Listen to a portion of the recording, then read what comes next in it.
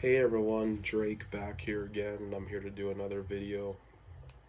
I'm sorry if I sound a little stuffy and sick. It's just I'm recovering right now from COVID because I've had COVID now for the last 4 to 5 days. So I'm sorry if I sound sick or stuffy a bit. I am getting better though. But I'm just here to make a video just to give my thoughts on things, give my thoughts on a subject. I was online. I was reading an article that said about Stephen Pierce. He said that he talked about Ratt, like were offered a deal for the original four to reunite, and Carlos Cavazo. They were offered to reunite, a deal to reunite, and they were thinking of reuniting, but they couldn't agree to a deal pretty much, and Steven pretty much said that it's not going to happen due to all the, you know, can't come to can't agree to a deal and come to agreements.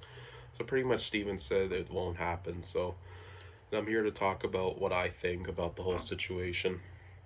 And I'm a big Ratt fan. I love the EP, the Out of the Cellar, Invasion of Your Privacy. I like, and Dancing Undercover, and I love Infestation.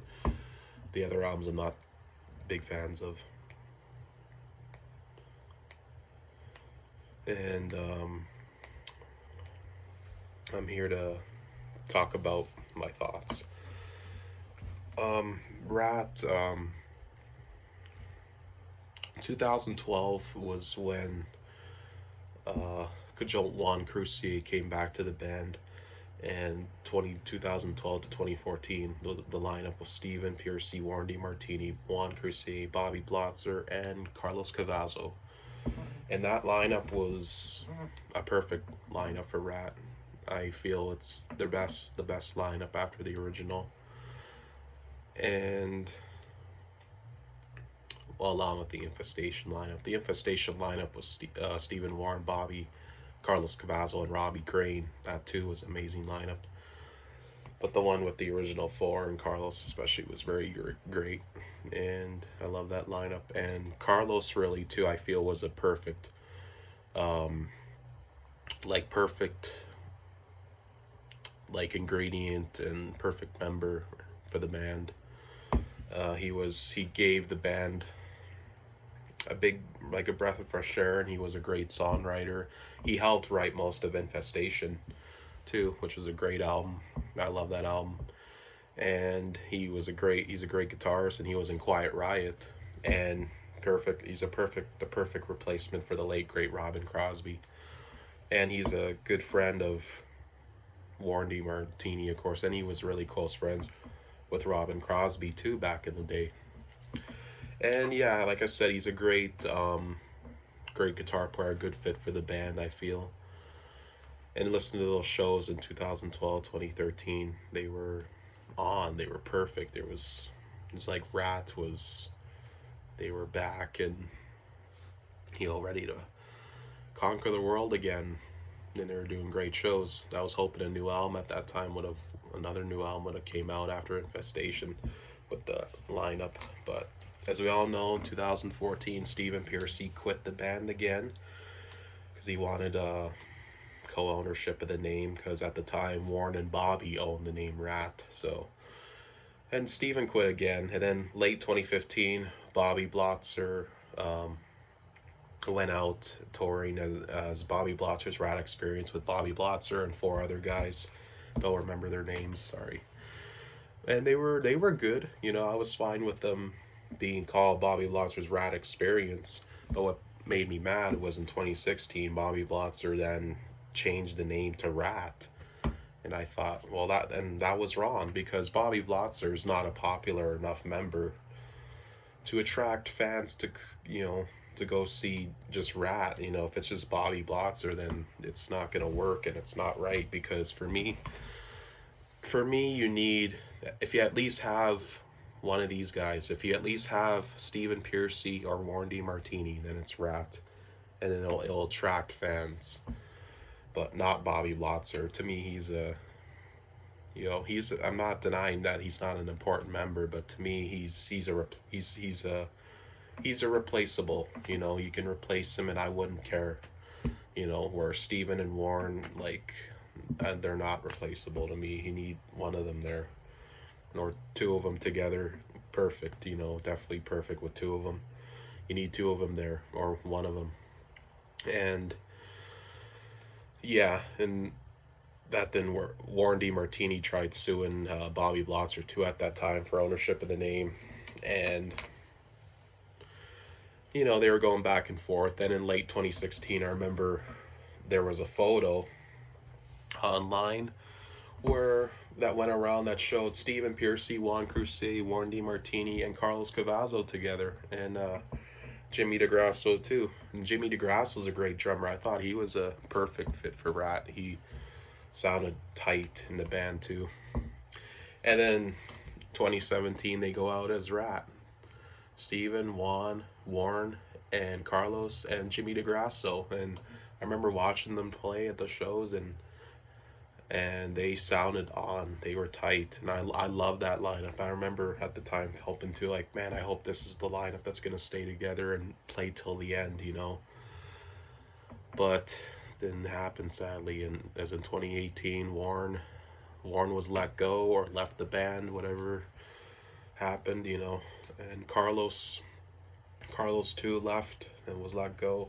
Pretty much followed Warren, and Jimmy DeGrasso too left. So, and it was only down to Stephen Piercy and Juan Crucier. So, and then they in 2018 they started the new breed of Ratt, as I remember they headlined it as, were Stephen and Juan and Jordan Ziff and Pete Holmes and the other rhythm guitarist. I can't remember his name at the moment. But yeah, they and that lineup too sounded good. I remember I was impressed with that lineup. And Jordan Ziff was he's a good guitar player, you know. I missed Warren. I missed Warren in the band, but I was happy with Jordan Ziff. He was good. And you know, they played that lineup, toured throughout 2018, throughout 2019 and 2020 till COVID happened. And then they did a show. Sorry, excuse me, sorry. And then they did a show in 2021 last summer, and that was the last show they did under Ratt. Ever since then, Steven's been doing solo shows, just Stephen Piercy, you know, under solo. So, and I noticed too, the last 2 years, Stephen Piercy has kind of become, like, turned into and become like an all original guy, as I think is the good way to say it.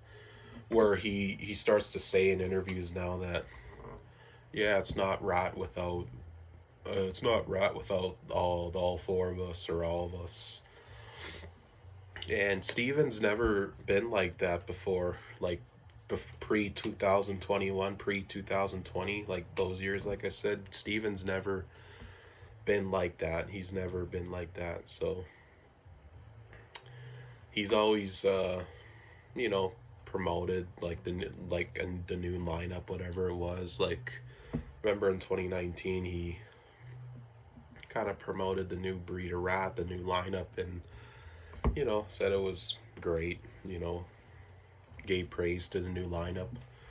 But now he's just like, it's like he says now, it's if it's not if it's not all four of us, then it's not Ratt.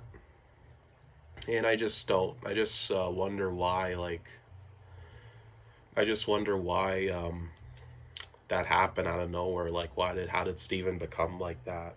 And he has his reason to be like, to think that. I'm not bashing him for that, but I just realized and I noticed that came out of nowhere. Because like I said, he never was like that. He never was like that. And you know, he never really said that pre 2020, like I said, but now he says it. So, and then now he kind of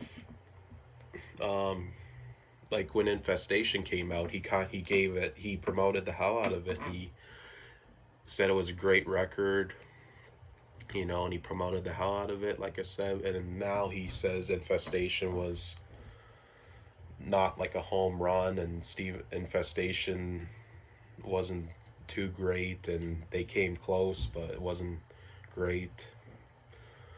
And he says that now too, so I just noticed that, like,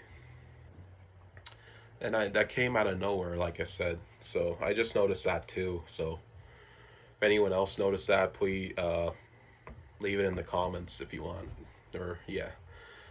And yeah, Steven, yeah, pretty much just said that a Rat reunion with the original four and Carlos not gonna happen now, sadly, which makes me sad because I miss that lineup. And Rat is a band I haven't seen live yet, and I always hope they're gonna come back to. I'm in Edmonton, Alberta, so I always hope they're gonna finally come here and play a show because I want to go see them, or come to Calgary, Alberta, because I drive down to Calgary to see them too, which is only 3 hours from here. So, and I always hope they'll come to my area because I love to see them live. Excuse me, sorry again. But and also another thing I want to talk about is Steven pretty much wants to do it because he makes it clear. And I guess Juan Crucier too wants to do it because Juan loves playing. He's always out there, and you know Juan wants to do it too. And Bobby Blotzer recently came out in an interview a week ago saying that it's time. Like, I remember it said, Bobby Blotzer says it's time to rat and roll. And then it was an interview saying where Bobby Blotzer said too that he wants to do this. He wants to get back together too, and he wants to do it and go out and play again. So you got three of the original members wanting to do it. So that pretty much leaves Warren DeMartini. I think it comes down to Warren because Warren's Warren DeMartini we don't hear from because he's quiet. He's a quiet guy. He hasn't done any press and interviews much really since 2018, 2019. Yeah, we haven't heard from Warren, right? So, and I personally think it is like it's maybe it's Warren that doesn't want to do it. That maybe it's Warren that that doesn't is not interested or just doesn't want to do it or can't reach an agreement. Maybe he's the one who they can't reach an agreement with, right? And it's sad because Warren DeMartini's an iconic guitar player. He's one of the greatest of the '80s. But I personally think it does come down to him. Maybe it's him that you know doesn't want to do it, and because I heard too that Warren DeMartini is born into a family that's rich, and they have ownership of the Mars candy bar. I remember hearing that somewhere. So, and who knows, maybe Warren just doesn't want to do it, and maybe Warren's too like, well, I don't need the money, or I don't need to do it because I'm good. Maybe he thinks like that, but who knows? But and then Carlos Cavazo too. He Carlos has made it clear. Like he said it that if Warren's not in Rat, then he's not gonna be in Rat because he thinks there's no point. And him and Warren are tight.